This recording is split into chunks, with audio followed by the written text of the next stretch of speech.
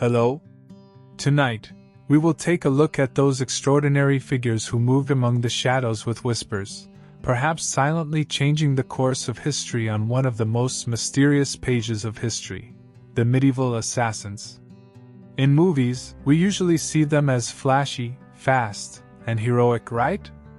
But in reality, their world was very different, much lonelier, and perhaps filled with a calm determination far beyond what you might imagine. In the dim corner of an inn, the dark corridors of a castle, or the crowd of a marketplace, they all carried out their duties with a quiet resolve.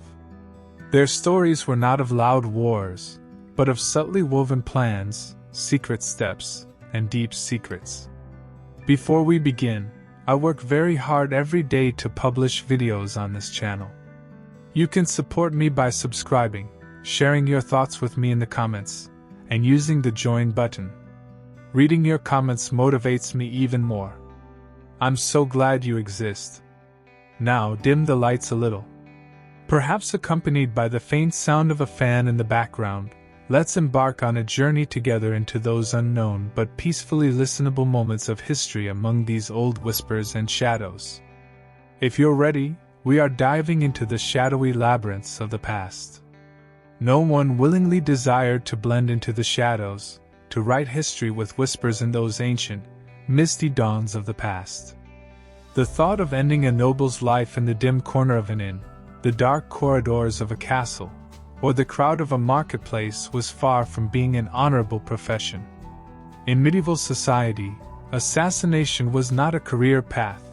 It was usually the last resort when all doors in life were closed and despair reigned. People were drawn into this deep and dangerous darkness rarely by choice, but mostly by the imposition of cruel circumstances. It was a kind of forced destiny. When you imagine a medieval assassin in your mind, perhaps a legendary figure trained by mysterious masters in remote mountain temples, endowed with divine powers, appears. However, the reality was very different from this romanticized image. These shadow figures were not people shaped by special training but by the harsh lessons of life, those who had experienced the ruthless truths of the land firsthand. They were often souls from the lowest strata of society who had to resort to extraordinary means to survive. Perhaps they were once honorable soldiers, but the cruelty of war pushed them to lose everything. Or perhaps they were silent, helpless peasants who had lost everything at the hands of an unjust lord, burning with the fire of revenge. Or maybe former thieves, accustomed to living outside the law, with a natural talent for moving in the shadows. These people were so far off society's radar that it was not even surprising if they went unnoticed in a census even after committing a murder. If you were born lucky, with a title, a small piece of land, or even a sheep registered in your name, then you would be among those who managed these dark affairs. That is, you would hire an assassin. But if you were someone who had just escaped from a dungeon, had a certain reputation for solving problems, and had the ability to slip into an inn without anyone noticing, then congratulations. Most likely, a purse of silver would be slipped into your hand somewhere, and a name would be whispered deeply into your ear. And that name usually wasn't an ordinary person like your quiet neighbor, Farmer Bob. It was more likely a corrupt baron surrounded by 12 guards, a bishop, or the owner of a castle protected by a deep moat. The promised payment was tempting. It was dazzling. It sounded like it promised a comfortable life for a lifetime. But the job itself was frightening. Even so freezing. For the person who took this dark deal, there was usually nothing left to lose. Their family was broken, their future uncertain, and even their next meal wasn't guaranteed. Mentioning modern social security, pension plans, or insurance to cover dental expenses was just laughable. There were no professional advantages in an assassin's life. No retirement bonus. No fame or glory. No free time in the evenings. You couldn't hang a sign and write silent executions by appointment. All you had to do was remain silent, move quickly, And never, ever tell anyone how you made your living, especially not while getting drunk and making noise in an inn. Me? Oh, I'm a wounded goods merchant. The stains on me? Oh, that's paint. Yeah. No one dreamed of becoming a medieval assassin. They fell onto this path because life trampled on them and spat them out with a hood and a rusty dagger. You weren't the hero in this story. You weren't even the villain. You were a footnote that made everyone uneasy, probably not even living long enough to enjoy the money you earned. At the end of the day, you had only one goal: to survive. And to achieve this goal, you had to dance silently among the shadows, leaving a whisper of death with every step you took. If your eyes are getting heavy now, imagine the silent determination in the steps of those ancient assassins, the whispers of desperation within them, and that lonely walk in the shadows. When you took your first step into the shadows, you might have had those romanticized dreams in mind. Perhaps learning martial arts under the dim lights of a secret monastery, with the whispers of a wise master. Finding yourself in an assassination montage accompanied by inspiring flute melodies. But the reality defined the medieval assassin's training in a completely different way. There was no such montage in that era. No teacher, no motivational speech. If anything was learned, it was through the brutal lessons of surviving without dying in the first few attempts. It was a training given by nature itself. A lesson with no rules, no mercy, and no graduation ceremony. Most assassins weren't actually trained professionals. They were more like amateurs, kneaded with desperation, with a relatively good sense of direction, able to climb without sneezing. If you had military experience, it was a big advantage. At least you knew how to hold a knife correctly. If not, well, stabbing someone might be an intuitive act. But escaping afterwards, with both you and your kidneys intact? That required real skill or luck. Usually just luck. In that age, it was difficult to speak of the existence of a regular assassins' guild with orientation meetings or security briefings. There was no one to teach you how to recognize a copycat, or where nobles kept the secret exits to their bedrooms. You had to figure these out yourself, hanging from a window ledge, wondering if you had just accidentally slipped into the servants' quarters. It was a kind of continuous learning process. Every mistake was a lesson with a heavy price. Poisons? Poisons were a frequent area of trial and error where these heavy prices were paid. Sometimes it worked, sometimes it left your target just slightly dizzy and more suspicious of their soup. Sometimes you drank from the wrong cup. There was no poison control hotline in the Middle Ages. There was only hope, herbal guesses, and having an iron stomach. If you were lucky, really lucky, you might have picked up some skills from thieves or mercenaries. Maybe an old assassin showed you how to walk on cobblestones without making a sound. But mentorship wasn't standard. It was rare and short-lived. Because assassins didn't retire. They either disappeared or vanished silently. Forget about weapon training. You didn't carry a sword. Usually, a dagger stolen from a guard. Maybe a garrote if you were feeling fancy. That is, a strangulation wire, and whatever could fit under your cloak without getting tangled. So you weren't a master of mysterious martial arts. You were a man with callous hands, silent steps, and a deeply unhealthy relationship with back alleys. Success came not from training, but from survival. You learned how to kill, do it quickly, maybe a bit sloppily, and disappear before anyone could sketch your face and hang it on the church door. In short, your training was ruthless, practical, and offered zero graduation ceremony. Only bruises, bloodstains, and the sneaking realization that you were completely alone. A process that pushed you further into loneliness, deeper into the shadows with each passing day. This learning meant survival, and survival meant constantly taking lessons. with every step, every breath. If your eyes are getting heavy now, imagine the lessons those ancient assassins learned silently, the wisdom gained from harsh experiences, and the determination to survive with every breath. What was the powerful force that pushed the medieval assassin onto this dangerous and lonely path? Most of the time, the answer was simple. Money. Cold, heavy, jingling, and deliciously spendable coins. A purse full of silver or gold carried the whispers of freedom to a soul suffocating within the constraints of an ordinary life. At that moment, it seemed worth taking all the risks. But the truth behind this deceptive glitter was often a web woven with lies.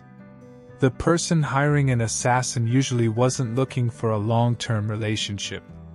They wanted a one-time service. A cash payment, preferably without witnesses, and ideally without you being among the witnesses. You were offered a purse of silver. Half now, half when the job is done. This was a valid offer if they were feeling a bit generous. But there was a subtle detail here. The phrase, "when the job is done," was actually a code. It meant, after we confirm that you didn't mess this up, didn't put us in a bad situation, didn't leave a trace leading back to us, or didn't live long enough to tell anyone. So, you complete the mission, glide through the shadows, risk your life. Maybe you silently eliminate a baron in his sleep. It wasn't beautiful or poetic. But when you returned the payment, you might encounter a response like, "Unfortunately, the client has fled. We're very sorry." Even worse, sometimes they would try to kill you. A stab was always cheaper than paying a bonus. And rarely, very rarely, even if you got the payment, it was never enough. Not for the risk taken, not for the blood spilled, not for the 3 days spent in a hayloft full of fleas and remorse. All you got was a handful of small change, a brief nod, and a cold reminder that you were never here. Each coin carried its own weight, but this weight was incomparable to the lightness of the promises given. Moreover, some contracts were fake. Political traps. You were told to eliminate a dangerous person. But when you arrived at the scene, you realized it was an ambush waiting for you with guards. Congratulations. You had walked right into the middle of an operation where your name was already carved on the gallows. And even if the deal was real, you couldn't take this situation to court and file a complaint saying, "Your Honor, I wish to sue Lord Edmund for breach of assassin contract." The only court you would see was one where you were the exhibited evidence. So you learned to demand as much upfront payment as possible and to trust absolutely no one. Not even that sly clerk who swore he would change your life. He really could change it, mostly by shortening it. Being an assassin meant living on broken promises and disappearing before those promises broke you completely. Trust was a word not found in this dark world. Every face, every handshake carried the promise of potential betrayal. So your eyes were always alert, your mind constantly in planning mode. Although the promise of a purse full of gold was tempting, the greatest prize at the end of this journey was the uncertain silence of the next day. If your eyes are getting heavy now, imagine the silent jingle of those coins, the lightness of the promises given, and the serene distrust echoing in an assassin's soul. The assassin's dark path was not paved with fantastic novels or sneaky video games, as in dreams. There weren't even wrist blades, smoke bombs, or enchanted daggers. There wasn't even a spring-loaded crossbow that could fold neatly into a boot.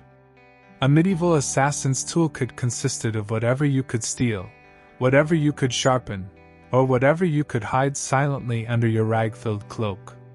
These weren't special pieces meticulously chosen by an artisan. They were simple, often ordinary objects obtained out of the necessity for survival. If you were lucky, a luck as rare as finding a gold coin in a dead man's shoe, you had a good dagger. It wasn't fancy. It wasn't curved like a dragon's tooth. It was just a blade that was sharp, hopefully not rusty, and ideally not carrying the smell of the last man you stabbed. It was the hunter's most trusted piece, an extension of silence and precision. Every thrust was the work of tired hands and a determined mind. Poisons? Yes, they existed. But not like a flashy liquid dripping slowly into a wine glass.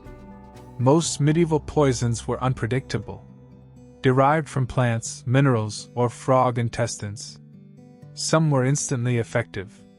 Some took hours or even days. Some could cause your target to vomit for 2 days and then recover, more irritable and much more suspicious of his soup. There was no scientific measurement. The dose was estimated by eye. Too little might just cancel the noble's lunch. Too much could cause you to die from exposure before the first course was even served.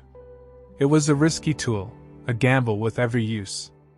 Ropes could sometimes be useful. For strangling someone, climbing, or tying something up. But you had to know how to use them very quickly. Because trying to wrestle with someone while muttering, "Wait, which knot goes under now?" wasn't very appropriate for the situation. Bows and crossbows. Yes, they were effective, but it wasn't really possible to disguise yourself as a florist and sneak these into the palace.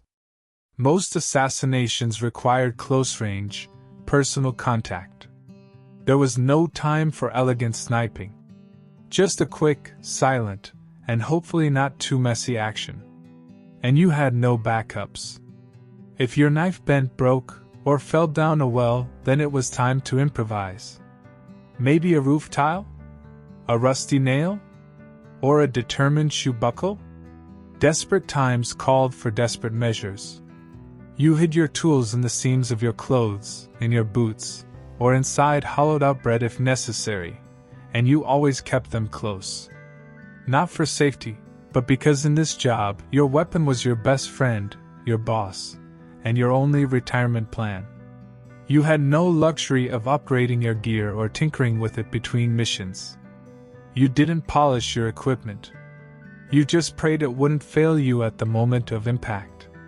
Because in the end, it wasn't the weapon that committed the murder. It was you. You were alone, poorly equipped, and expected to perform miracles with a spoon and a prayer. These silent instruments in the shadows were not just objects. They were a reflection of their bearer's desperation and brutal reality. Each piece was part of the fine line in an assassin's life, the border between survival and oblivion. If your eyes are getting heavy now, imagine the silent sharpness of that simple blade, the rope hidden in the shadows, and the lonely, dangerous bond the assassin formed with these ancient tools. In the Middle Ages, an assassin wasn't hired to eliminate random drunks in back alleys. No one paid you to stab Jeff, the sleepy candlemaker. Your targets were important people. Nobles, bishops, military commanders, even sometimes members of the royalty. And eliminating these people was much harder than you might think. It was almost impossible. First, there were the guards. Not one, not two, but dozens of armed, armored, and well-fed men. Some guarded the front door, others were responsible for the back door. Some just stood there, looking intimidating enough that you wouldn't dare to blink. You would spend days, even weeks, before the mission, memorizing patrol patterns, door creaks, and how many steps the asthmatic night watchman took to catch his breath. Every detail was a calm but vital piece of information spinning in your mind until the moment arrived. Second, there were the walls. Castles didn't have welcoming front doors. Instead, there were gatehouses, murder holes, those openings above gates, and moats filled with biting things. Even if you didn't fall into the water, you had to worry about arrow slits and boiling oil. Yes, boiling oil. Your job description included the possibility of igniting while glancing around. This showed how difficult hiding was. Every brick, every battlement was designed to protect a life, and this protection rose as a threat against those waiting in the darkness outside. Third, there were the servants and staff. Cooks, scribes, jesters. They were everywhere. One wrong look from you could instantly turn into a whisper. A whisper that reached the guard captain faster than you could say, "I'm just a botanist." Assassins fought not only with swords but also with gossip. And medieval gossip spread at the speed of light if it meant saving someone's head. These silent observers roaming every corner of the palace would immediately notice a foreign face or an unusual movement. And finally, there was the actual target. Paranoid, and rightfully so. These people were surrounded by hypocrites, relatives eyeing their titles, and dozens of people pretending to be pleased. They wouldn't eat their food without a taster. They wouldn't sleep without 3 locks on their door. Some even slept in deceptive beds or changed their rooms like a deadly game of musical chairs. Don't get excited if you hear they're attending a feast. Yes, they would get drunk, but so would you. And you still had to get past the royal guards, 3 dogs, a very careful jester, and 50 witnesses holding a goblet. Just getting close to your target could take weeks. Disguising yourself as a servant, bribing a servant, hiding in barrels, and when the moment came, you had only one chance. One delicate, perfect, creak-free, bloodless, ghost-like vanishing moment. Otherwise, you would become the next public to turn swinging from the castle gate with a sign that said, "Nice try." This was a profession where all efforts, all secrecy, could vanish with a single momentary mistake. The target behind the armor wasn't just a human. It was a puzzle that seemed insurmountable, and solving it often cost your life. When you imagine a medieval assassin in your mind, you probably picture elegant black robes, leather armor, and a mystical hood flowing in the moonlight. Right. The reality would liken you more to a sick goat herder or a nervous person constantly hiding something. Disguise in the Middle Ages was far from the concept of high fashion. You didn't have specially tailored cloaks or armored gloves that shot from your wrist. You made do with what you had. Peasant rags, perhaps a monk's robe 2 sizes too big, or the remnants of a guard uniform that still carried the scent of its previous owner. The goal wasn't just to go unnoticed, but to blend in completely with the environment. But blending in often meant looking like the other people who hadn't washed for 2 weeks, limped from old wounds, and had a slight nervous tic from malnutrition. You wouldn't look suspicious because of your cloak. You would look suspicious because you kept adjusting your belt to hide a dagger wrapped in a cheesecloth. This was an inconspicuous conspicuousness. Masks? They weren't common either. Most face coverings made you look like a leper, which was great for avoiding conversation but terrible for getting into parties. If someone asked who you were, you had to think fast. "I am Brother Tobias. I am interested in silent nature and roof maintenance." Every word had to be convincing without giving yourself away. Assuming you managed to get past the guards, the nobles' houses weren't filled with fools. Servants, especially, would immediately notice unfamiliar faces, particularly those who clumsily carried trays or didn't know the cook's cat's name. At any moment you were just a breath away from someone saying, "I've never seen you before," and having a candlestick brought down on your head. And if your disguise worked, congratulations. Now you had to act for hours, pretending not to notice the very stab-able people milling about. There were no wigs. If you needed to look older or younger, you'd smear mud on your face, squint your eyes, and hope no one got close enough to notice your beard was glued on with honey. The truth is, your disguise didn't protect you. It might buy you 5 minutes of confusion. After that, you either had to disappear, become invisible, or be very, very convincing. And if someone did recognize you, let's just say no one wanted to be an assassin caught in a bishop's laundry room dressed as a nun and holding a sword. Especially not on a feast day. It would be both embarrassing and fatal. This ancient art of hiding wasn't just about clothes and makeup. It was also a mental struggle. You constantly had to analyze every glance, every whisper, every movement. A suspicious look from someone, even if it meant nothing, would make your heart race. It was mental exhaustion. A state of perpetual unease. Being in a crowd meant realizing you were at your most alone. Everyone around you could be a potential threat or an informant. To exist as an assassin in the murky nights of the Middle Ages was to know a profound loneliness. You had no team in this profession. No sidekick with a crossbow by your side, no clever alchemist brewing potions in a secret hideout, no handler guiding you with coded parchments and warm encouragement. It was just you, your rusty dagger, and your paralyzing trust issues. Guilds? At least, not the kind you could truly rely on. Whispers of an assassin brotherhood were usually just gossip born of boredom and a desire for conversation. The chance of meeting another professional killer was slimmer than encountering a ghost.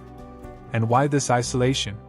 Because in your line of work, the fewer people who knew of your existence, the longer you lived.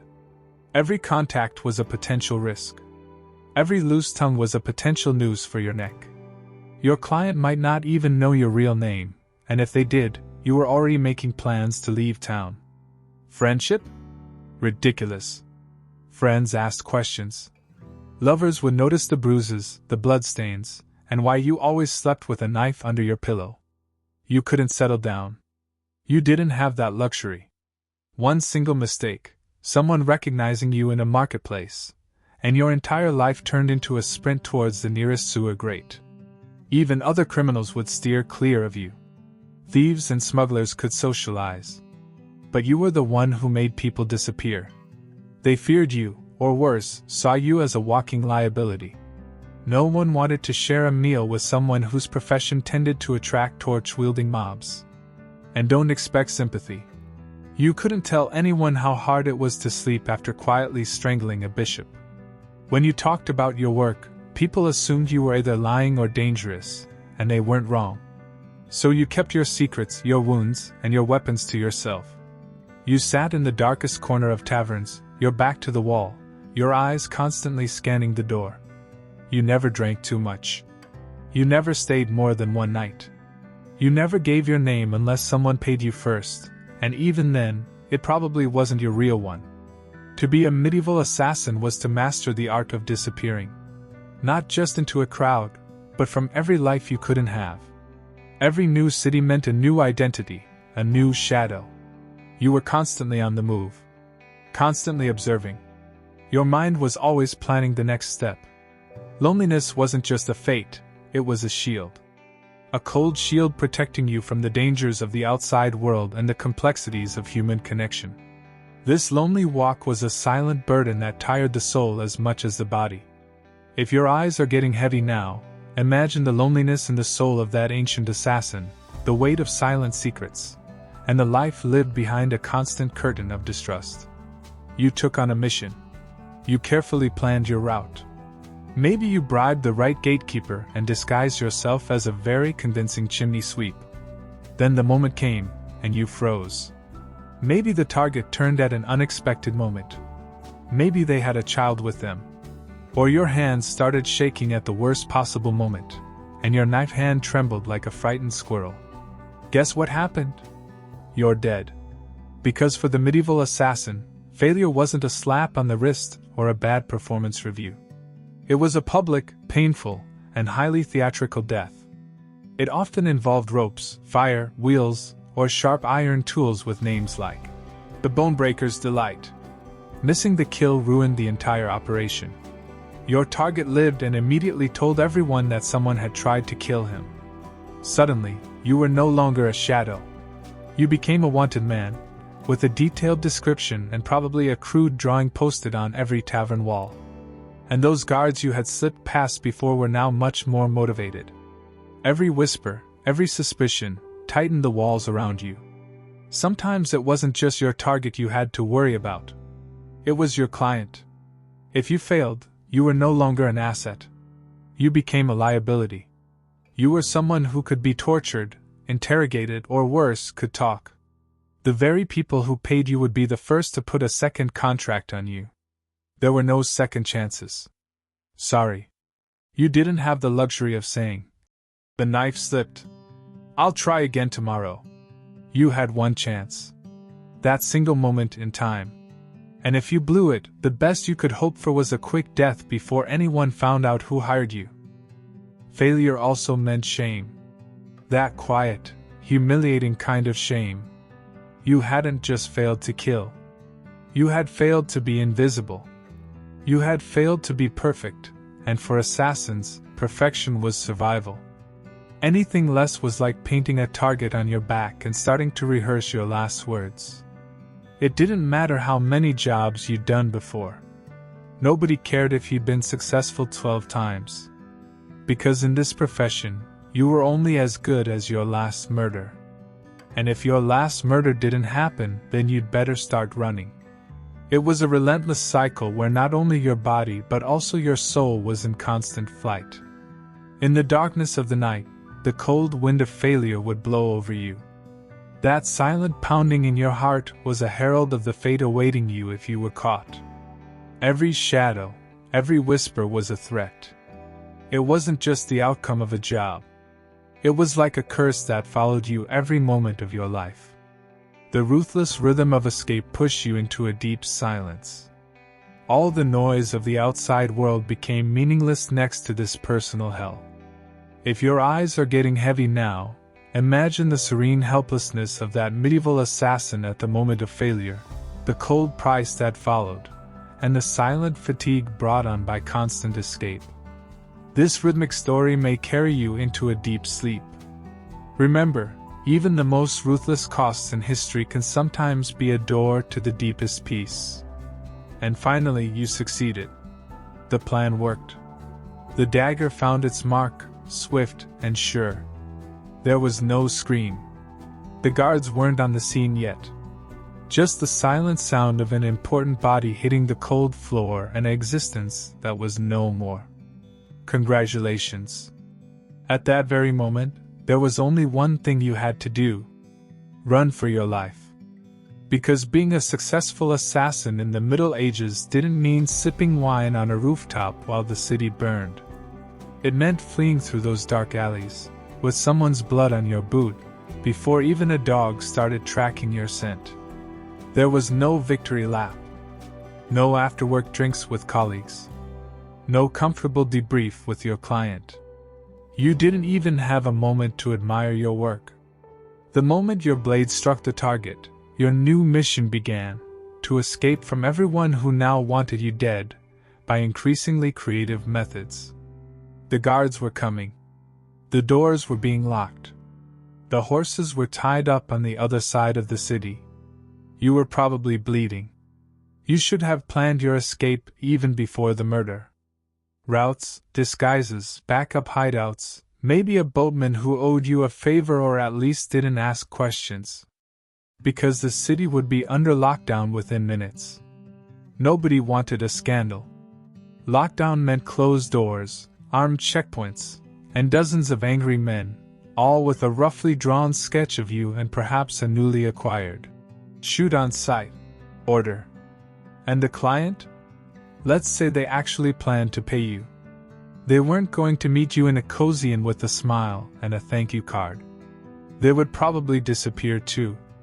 Because an assassin who had just completed a job was the most dangerous person alive. You knew too much. You had proven you could get into places others couldn't. That made you a threat not only to their enemies but to themselves. So even when you succeeded, you walked away with coins in one hand and a giant target on your back. So what did you win? Sleeping in ruins for a week, bribing ferry captains, shaving your beard in the dark, and trying to blend in with monks heading east while claiming your name was Brother Juan. Because success didn't mean you survived. It meant restarting the entire game in a new city, with a new name, and this time, with more people looking for you. It was a constant cycle.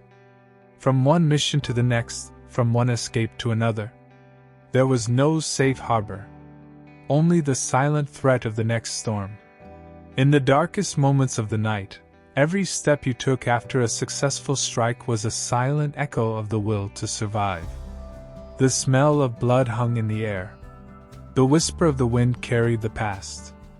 your victory meant catastrophe for others, and the weight of that truth became the heaviest burden you carried on your back. Your mind constantly calculated escape routes, potential dangers, and the next hiding spot. Sleep was a luxury, a rare escape. Being alert to every sound, every shadow, was an integral part of your existence. If your eyes are getting heavy now, imagine the silent but frantic steps of that medieval assassin after a successful strike, the lonely escape through the shadows, and the tired but serene alertness born of being constantly on guard. This rhythmic story may carry you into a deep sleep. Remember, even the greatest victories in history sometimes begin with the quietest escapes. In the Middle Ages, if you were an assassin, you weren't just someone who slept in poor, hunted, goat-smelling places.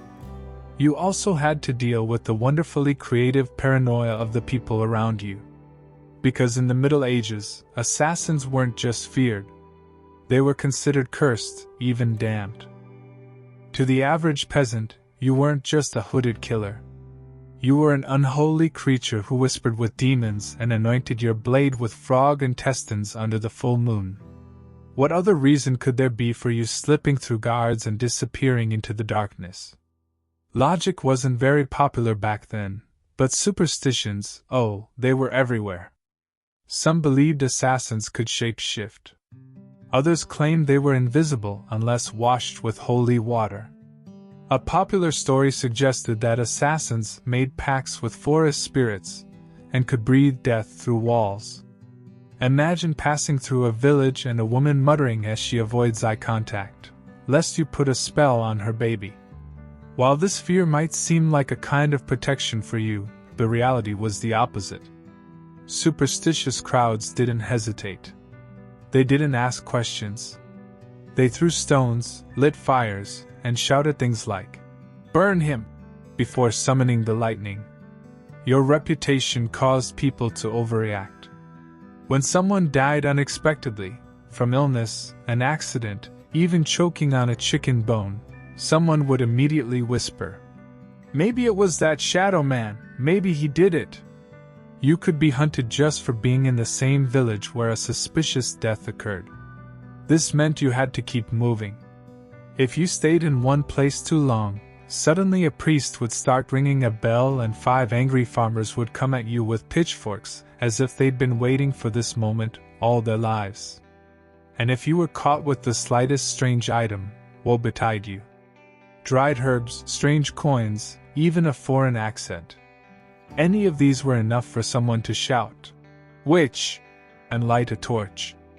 In a world where superstition roamed freely, it was believed that monsters wore human faces. Being too quiet, too quick, or too fast made you a threat, and according to medieval logic, threats needed to die quickly, preferably by burning. This wasn't just a physical danger. It was also a constant paranoia that gnawed at your soul. There was no escape from that damned image in the minds of the people, even among the shadows.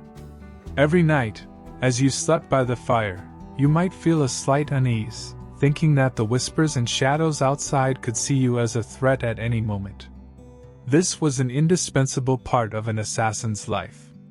While bodily wounds might heal, the psychological scars and the constant sense of threat never left you. This is why those ancient assassins were both hunter and hunted, both feared and cursed. If your eyes are getting heavy now, imagine the silent whispers of superstition in the minds of those medieval peasants, the invisible fear the assassin felt with every step, and the serene burden of being cursed. This rhythmic story may carry you into a deep sleep. Remember, even the greatest fears in history sometimes hide in the calmest shadows. Ah, poison. That subtle tool imagined as the assassin's weapon of grace, often associated with a silent murder, an act that doesn't create a crowd, with no screams or the sound of metal hitting bone. Just a sip, a slight stagger, a deep sigh, and it's over. At least in theory. But in practice, poisoning someone in the Middle Ages was like trying to win a bar fight with herbal tea and a bad attitude. The result was often complete uncertainty. First, poisons were unreliable. You didn't have access to purified cyanide or a regular pill labeled fast-acting doom. You had plants, mushrooms, minerals, and maybe the occasional frog. You had to gather them, grind them, and turn them into some kind of potion.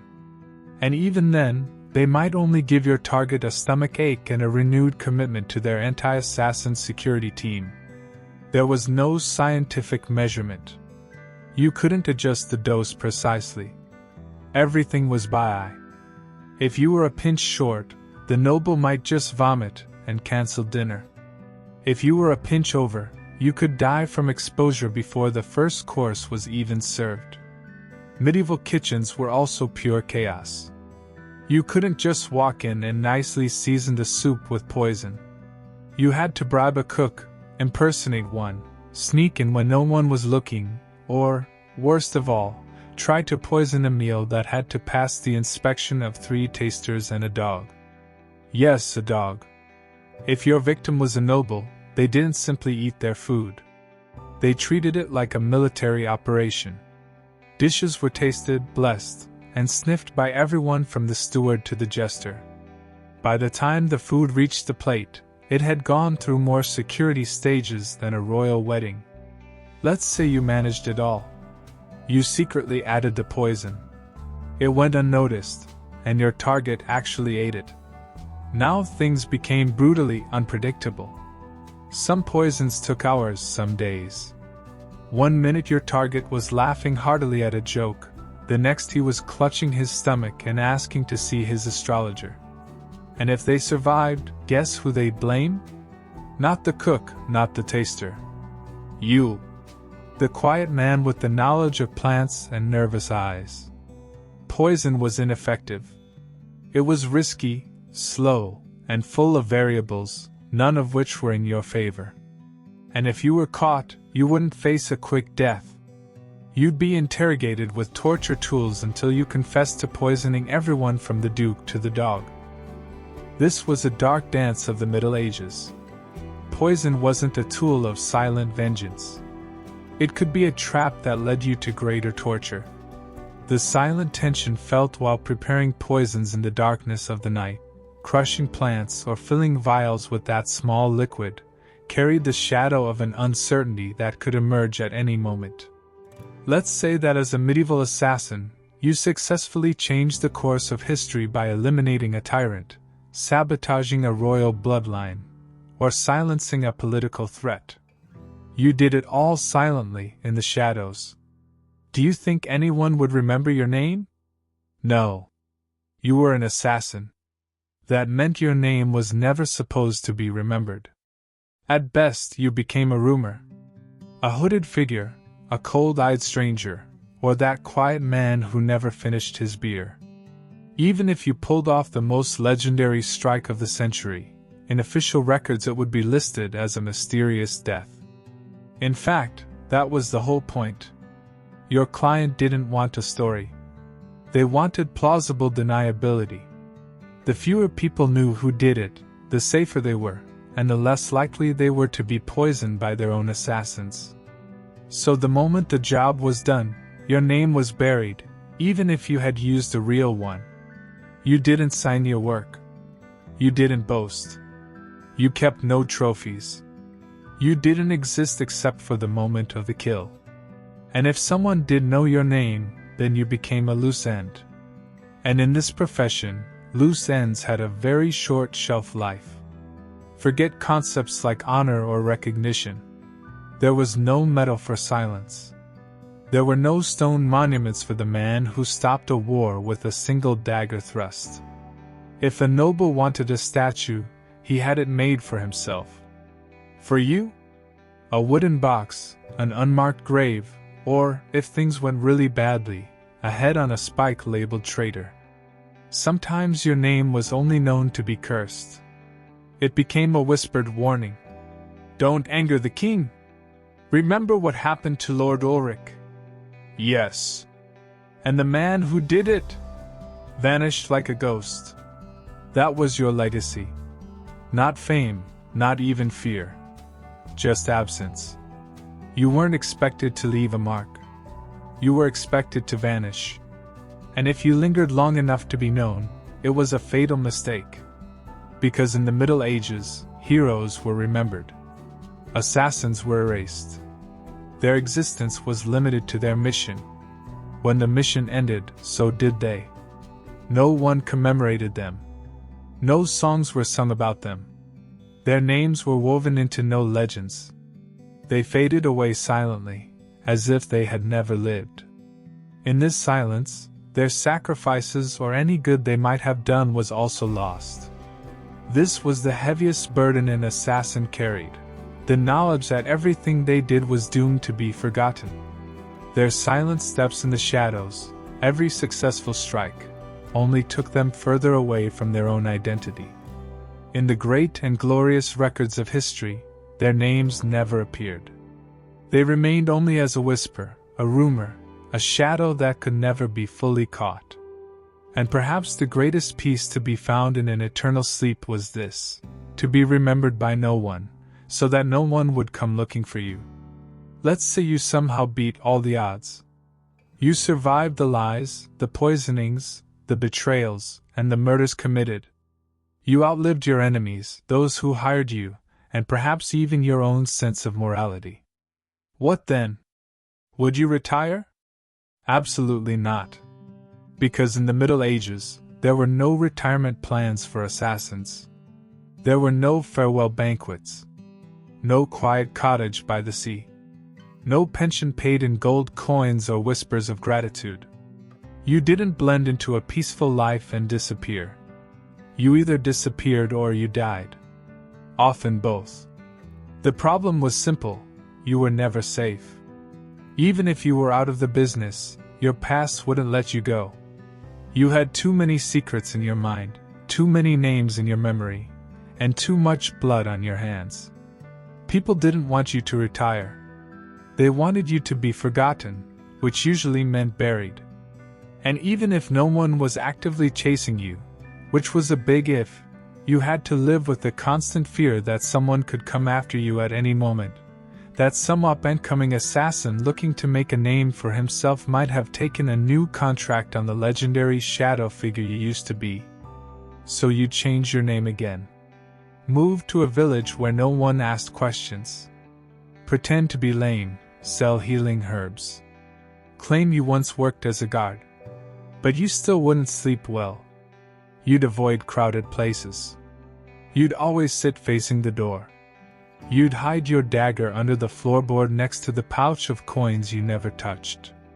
Because that money still smelled of the man you had earned it from, and you couldn't even trust yourself. Years of silent murders and swift escapes had changed something in your brain. Every creak at the door would startle you. Every stranger on the road seemed like they might recognize you. You stopped dreaming. Because even dreams were dangerous. The horror in your subconscious gnawed at your sleep. You couldn't love, you couldn't relax.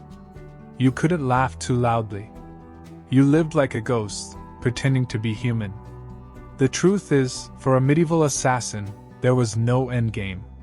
There was only a slow, cold fading into oblivion. Always moving, always observing. Until one day you slipped into the darkness, and no one noticed. And perhaps that was the best you could hope for. In the tranquility of the night, imagine the rhythm of that endless escape. How every whisper, every shadow pushed you towards the next unknown. This was less a life and more a long-held breath, a dance of a shadow, and at the end of this dance, only a deep silence awaited. The silence of being forgotten.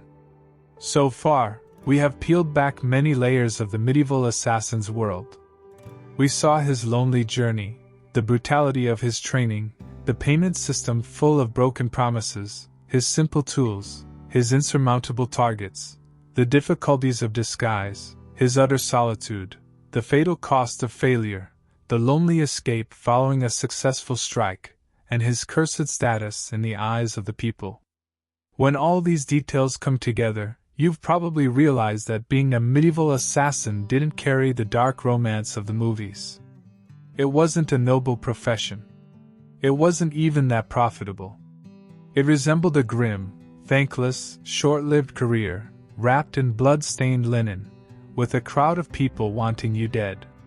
When you first set out on this path, you probably had misconceptions in your mind. You imagined yourself as elegant, in control, gliding through the darkness like a whisper. But in reality, you were someone freezing from the cold, writhing from hunger, and just one wrong guess away from a noose around your neck. You would glide into a city, your cloak pulled tight, ready for action, only to discover your target had moved.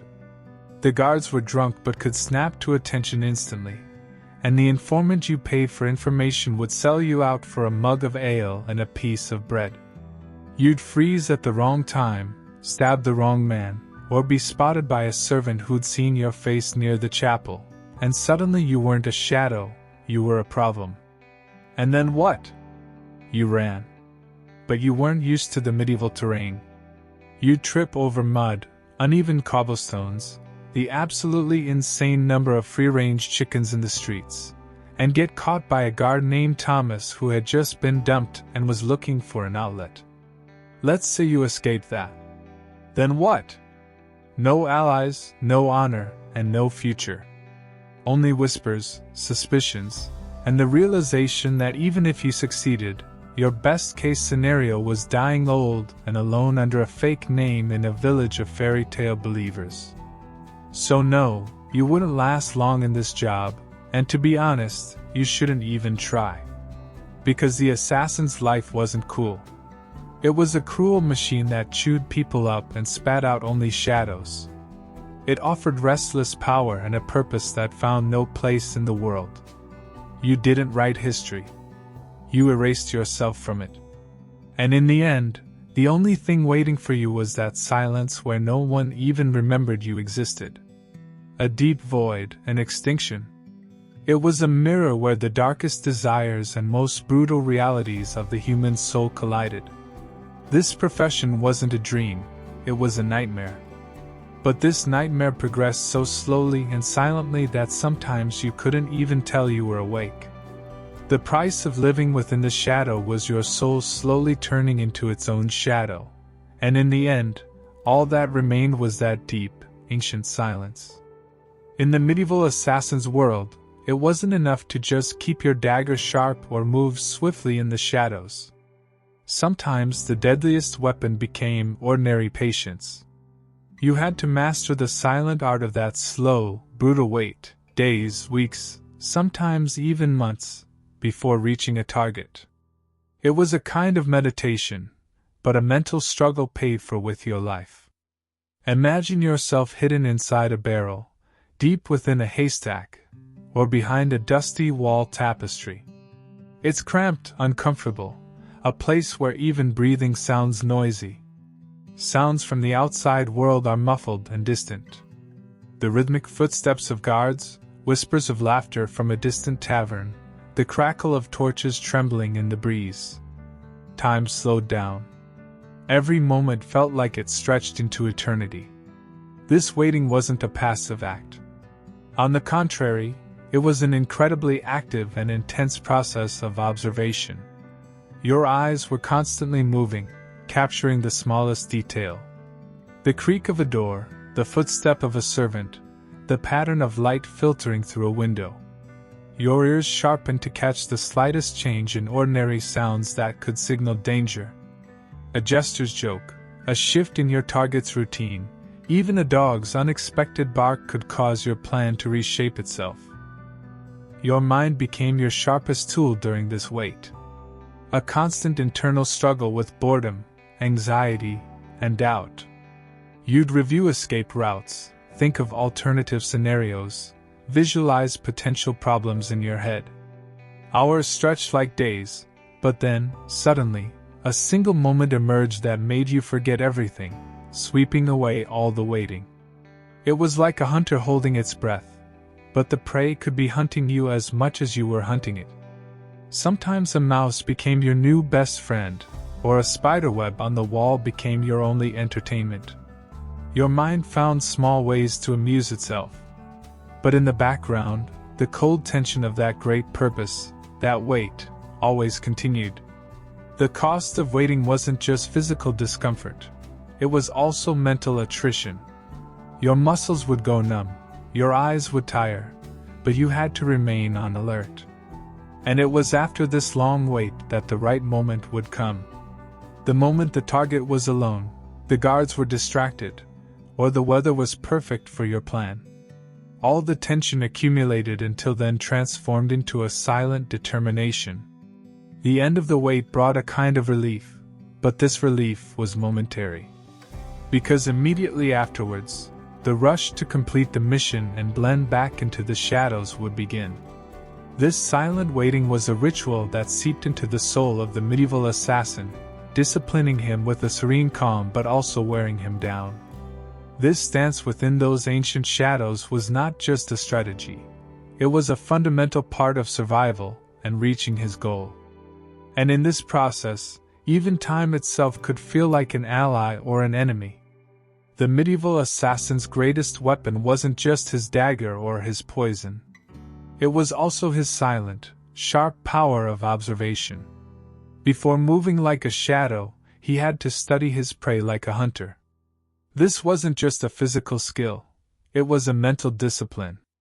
When an assassin studied a castle's walls, he didn't just see stones and battlements. He mapped the routine of every guard, the shift change times, the weak points, and the escape routes in his mind. Wandering the streets of a city, he didn't just see the crowd, he took its pulse. The wind's direction, the lengthening of shadows, the creak of doors, the faintest sounds from afar, all these details became vital information for him. This silent observation was a kind of meditation. The assassin would disconnect from the outside world, focusing solely on his target. His mind had to be balanced like a spirit level. Not too excited, not too careless. Just calm and sharp. His eyes, like a hawk's, wouldn't miss the slightest movement. His ears, more sensitive than a bat's, would hear the faintest whisper. This observation process could sometimes last for days, even weeks. The assassin would loiter around his target, disguised as a beggar, a servant, or just a shadow, gathering information. During this time, patience became his greatest virtue. Because a single mistake could ruin everything. But this silent observation did more than just gather information. It also made the assassin a kind of invisible entity. Because if a person observes everything around them so carefully, eventually the people around them start to ignore him. He becomes part of the crowd. Like a wall, like a tree, he's just there. And when the right moment finally comes, the assassin uses all this gathered information to move like a shadow, approach his target silently, and complete his mission. Then, with the same silence, the same invisibility, he disappears. This was one of the greatest secrets of the medieval assassin. The silence of the eyes. Because sometimes the greatest power was to be invisible. The world of the medieval assassin wasn't just about rusty daggers and dark streets. There was something as sharp as his blade and as dangerous as his poison, information. Lacking the instant communication capabilities of modern times, the details of a mission, a target's location, or a warning message would flow silently, often unnoticed, over an invisible network. This was part of a secret communication orchestra where every word, every symbol, carried vital importance. The first whispers of a contract often began with muffled voices lost in the noise of a crowd in the darkest corner of an inn. But when complex details or long distances were involved, more concrete methods were needed. That's when letters would blend into the shadows. These letters were much more than ordinary messages. Sometimes codes hidden between the lines of an innocent-looking merchant's letter, sometimes tiny parchments skillfully concealed within a seam, a hollowed-out book page, or inside an ordinary belt buckle. Codes, symbols, a special word with a different meaning. This was a silent language understood only by the sender and the receiver. The couriers who facilitated this mysterious flow of information were like ghosts themselves. They would cover miles on tired horses or on foot, showing no emotion on their faces. Their task was not only to deliver a message but to do so unnoticed, trusting no one, and leaving no trace. Sometimes it was a parchment taken from a purse silently left under the stall of a specific vendor in a village market, sometimes from a wooden box hidden in a tree hollow. These were dead drops. Information would flow silently from one person to another, like a raindrop falling into a puddle, attracting no one's attention. Every piece of information was also a potential liability. Every intercepted letter, every captured courier could jeopardize an entire operation, even an assassin's life.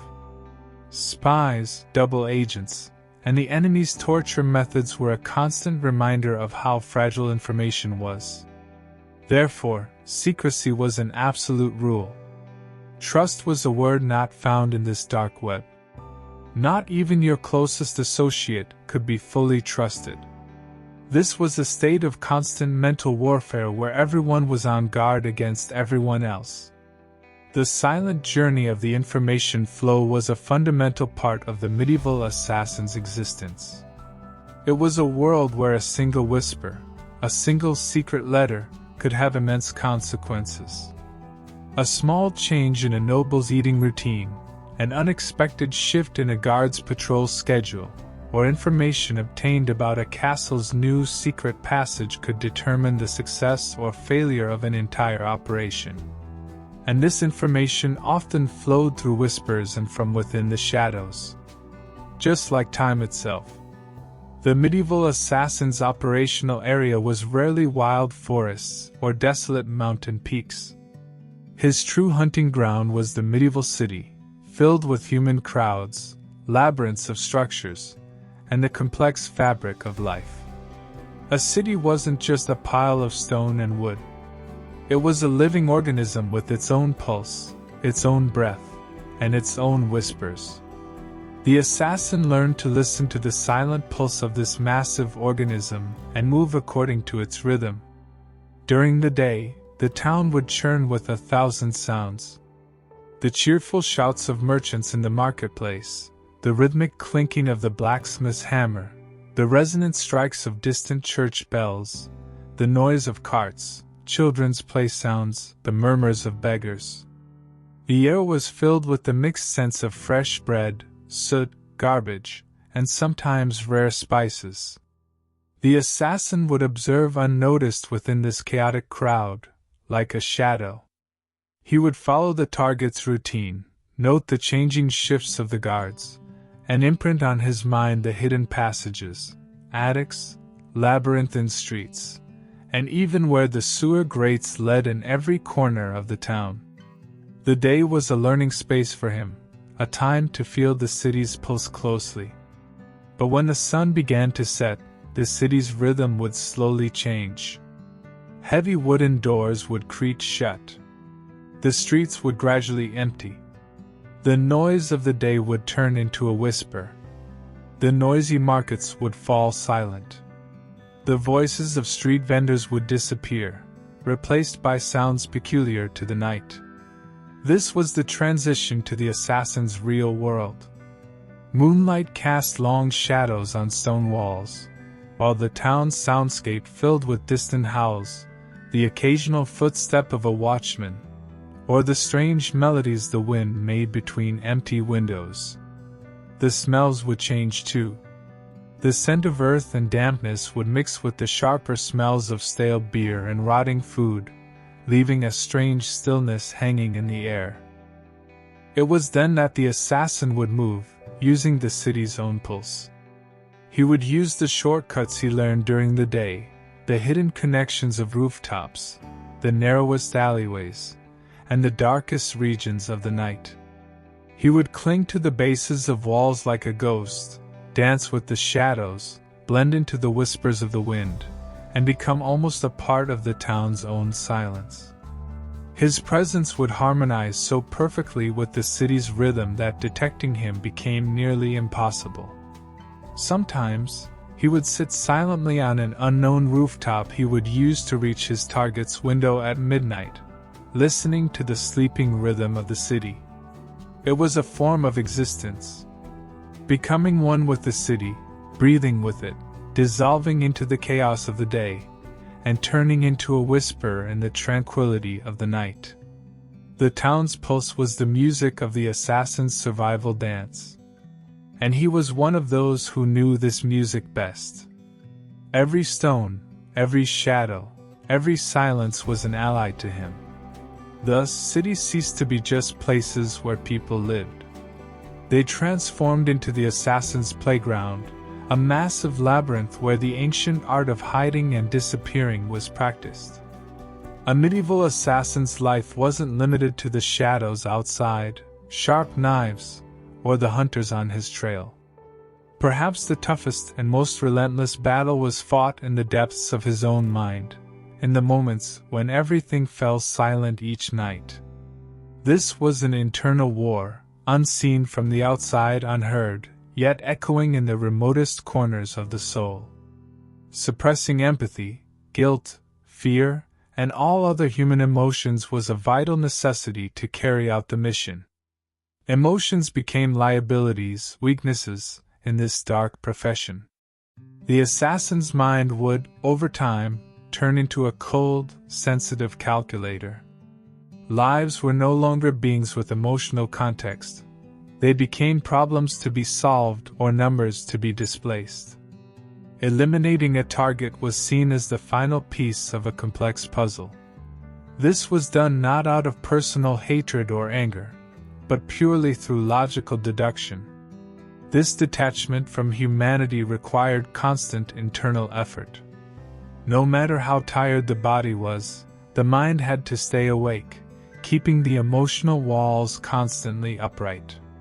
However, the whispers of conscience, no matter how hard one tried to suppress them, would sometimes surface at the most unexpected moments.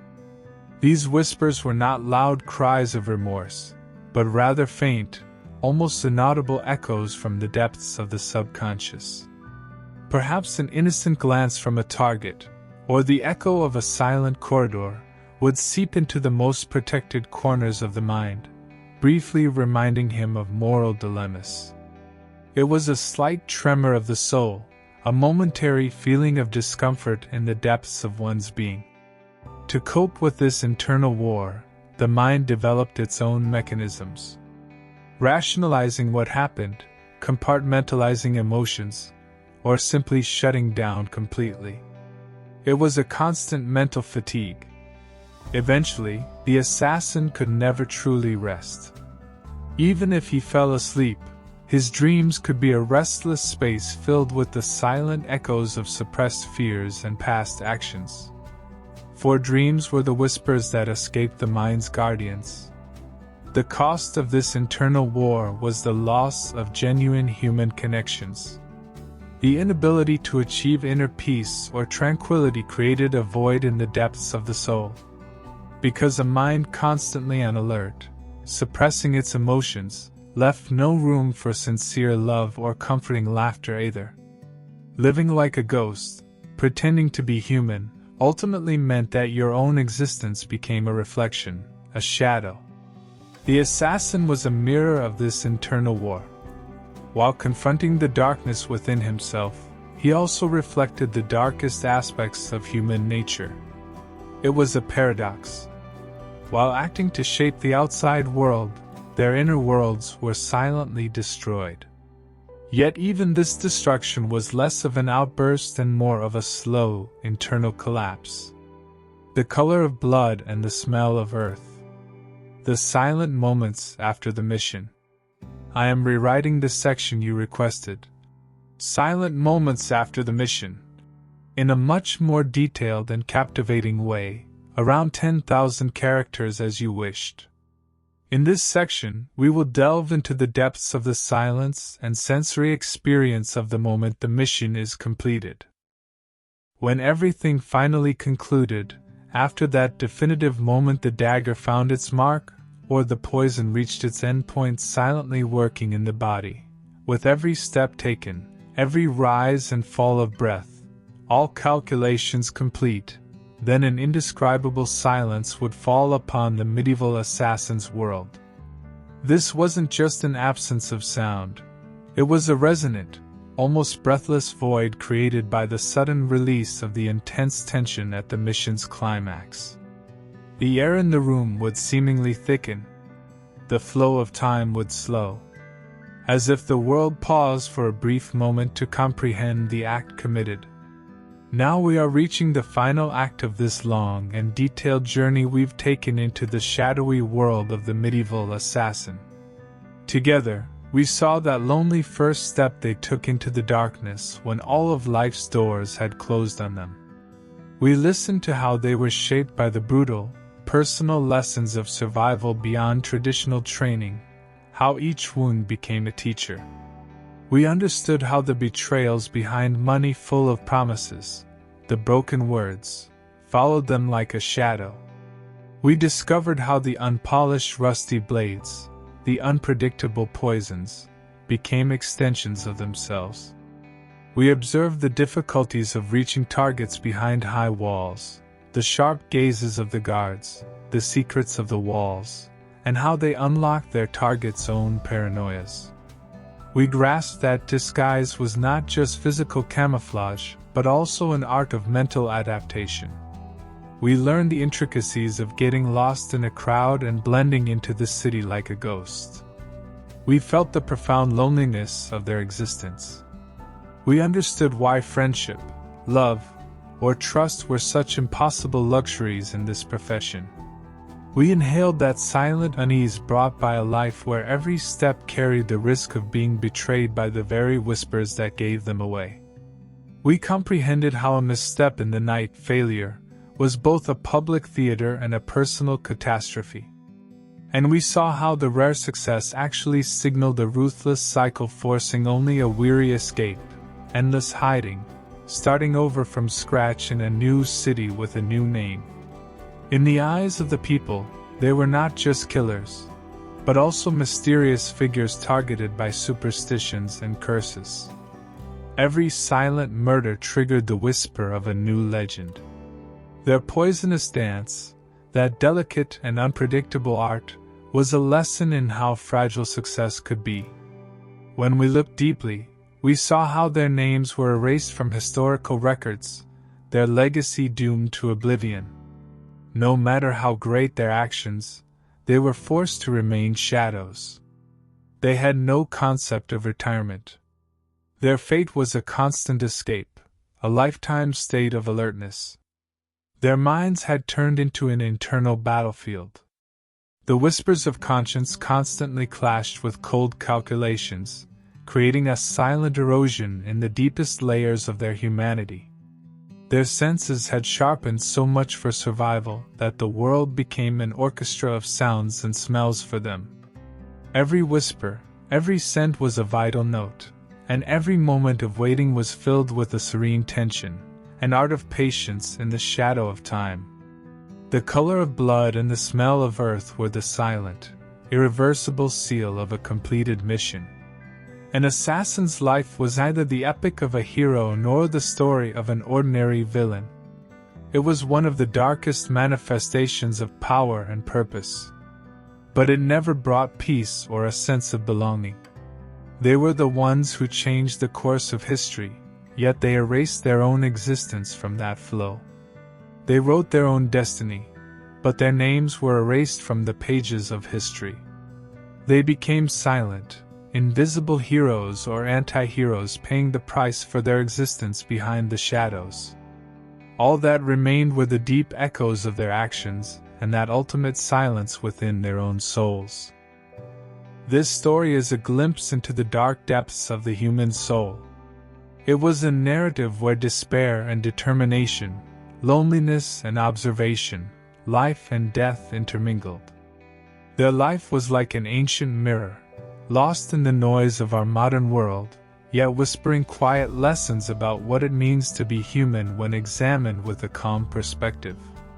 Every detail we saw, every whisper we heard, showed how a human can exist, resist, and carve a path for themselves even in the most extreme conditions. This was less a tragedy and more a silent, unshakable testament to existence. Now, if your eyes are getting heavy, let these ancient whispers envelop you. All the hustle and bustle, all the noise of the day is receding into the distance, giving way to the tranquil embrace of the night. Allow your mind to calm with a serenity similar to the eternal silence those medieval assassins reached by erasing their own existence. Feel every muscle in your body relax, every nerve loosen. Notice your eyelids gently closing, your breath adopting a regular, deep rhythm. Let the understanding and peace you've gained at the end of this historical journey carry you into a deep, uninterrupted sleep. Let all the thoughts in your mind slowly drift away. Let them give way to the whispers of ancient times and the silence of the starry sky. You no longer need to be on alert. No shadow threatens you. No whisper seeks you. There is only peace. An eternal tranquility. Remember, history is not just for learning. Sometimes it's for finding the deepest, most restful sleeps. Let the curtain of time close gently. Let the shadows of the past shake not you, but only your dreams. Sweet dreams, and know that the ancient whispers surround you with an eternal peace, that the silence beyond the curtain of time invites you to a deep sleep.